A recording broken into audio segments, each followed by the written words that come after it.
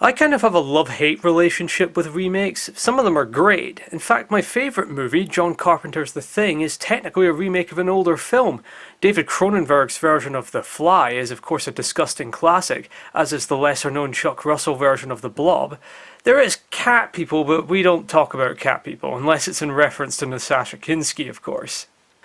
But all those films had one thing in common, and no, it wasn't just that they actually updated the stories of the original films with groundbreaking special effects of the time and the unique visions of the original directors. It was that they were all made in the fucking 80s, and therefore they piss on anything that ever came out in subsequent decades. And yes, fat nerds, that includes your precious MCU. How does it feel knowing that each viewing of Avengers Endgame is directly correlated with a marked decrease in testosterone levels? I don't need a fucking study. You need Kurt Russell. I'm awful tired of your snoot. I'm getting tired of your gas. Now jerk that pistol and go to work.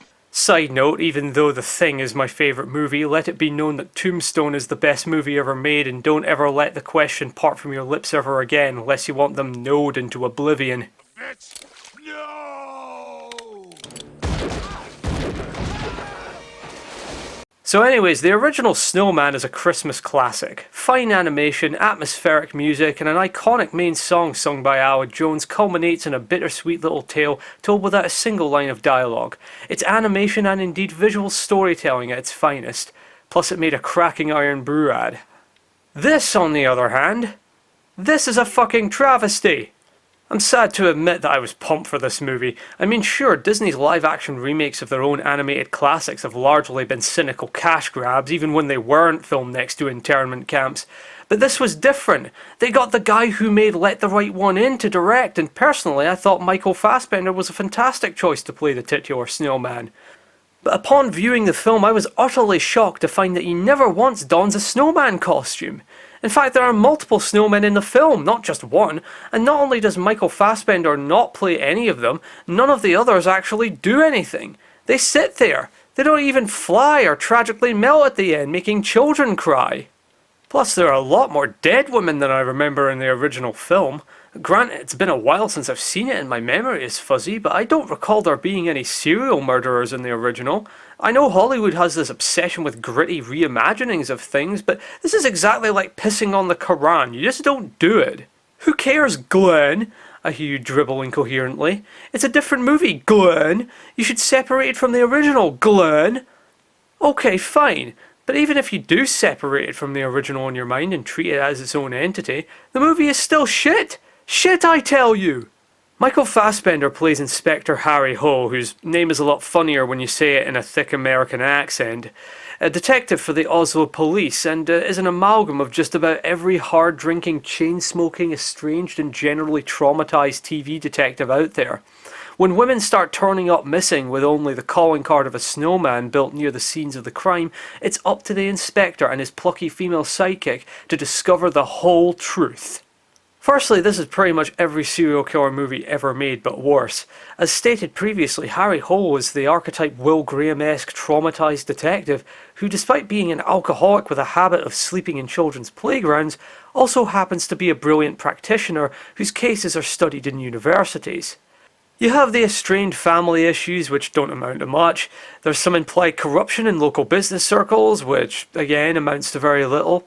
And whilst the movie takes itself undeservedly seriously, this film is home to some occasional moments of serial killer silliness that seem more at home in an episode of A Touch of Cloth than a serious mystery film. For example, Chloe Sevigny stars as one of the ultimate victims of the killer, and upon the discovery of her headless corpse, the police investigates the nearby area only to find her severed head perched atop the body of a snowman, complete with stick arms and buttons made out of clusters of coffee beans for some reason. Though this shouldn't surprise me given Chloe Sevigny's past of giving head for film productions. It's just one of those moments where you sit there and think, why? Why would anyone do that? The killing women part I get. Hell, I even sympathise. But not even the Zodiac would pull this kind of nonsense. And when a further moment comes where the killer blows off Val Kilmer's head with a shotgun, and yes, Val Kilmer is in this film and suffering from some sort of square face syndrome, and then he places an apparently pre-made snowman head on the stump where Val Kilmer's head used to be, This is when you start to realise that this film may be taking itself seriously, but it certainly isn't taking you seriously. Speaking of Val Kilmer, it took me a while into the movie to realise that all his scenes in the film are in fact meant to be flashbacks. This only further complicates the overly convoluted and incoherent plot. Entire plot lines established are never resolved, and you end up phasing in and out of paying attention and wondering why anyone is where they are, what's going on, and why in the frozen hell I see pictured before me, aka Norway, should I give a fraction of a shit. It isn't surprising then when Thomas Alfredson, the director, comes out and says that a good percentage of the screenplay was never actually filmed due to time constraints. On top of all this, you have what has got to be the shittiest serial killer death of all time. I figured out who the killer was fairly early on, and when it's finally revealed who he is and what his reasons for doing what he's doing are, and spoiler alert, his abusive dick of a father didn't want him, he and his mother tried to chase him down in their car as he left, which resulted in his mother going catatonic at the wheel and allowing the car to skid out onto the ice and sink into the lake, with the future murderer managing to get free before the fateful moment. And we are treated to the inevitable scene where the detective's loved ones are kidnapped and held hostage by the murderer. Pretty textbook so far. A scuffle ensues and Harry Hole chases the killer down to a frozen lake for a showdown that mirrors the opening flashback, and get ready for this. The killer falls down an opening in the ice. So I guess you could say that the Hole won in the end? Seriously though, what a shitty villain death. The Tooth Fairy killer's fake death in Red Dragon was better than that. You mean to tell me that you had me track through 10 inches in 2 hours of a boring, incoherent, incomplete and cliched mess of a fucking serial killer movie, and you can't even give me a proper villain death? I hate to harp on this, but a good villain death, in my opinion, is an important thing. The audience wants to see the killer get his comeuppance, and all you can give us is him falling down a fishing hole and not coming back up again? My grandfather's death was more dramatic than that, and he fell off a German guard tower. Okay, I'm kidding, he only broke his leg. But anyways, to top it all off, they make a point of trying to blame everything on the killer's illegitimate father. You know, instead of the mother who tried to commit suicide in front of him and possibly even kill him in the process. Good job, junk detective who sleeps in playgrounds and has no actual family of his own. Your opinions are duly noted. Add to all this a dreary filmmaking style, largely morose performances, and the Hole's female sidekick revenge plotline ends in a wet fart with no real emotional reaction, and what you're left with is a serial killer film that's somehow worse than The Bone Collector.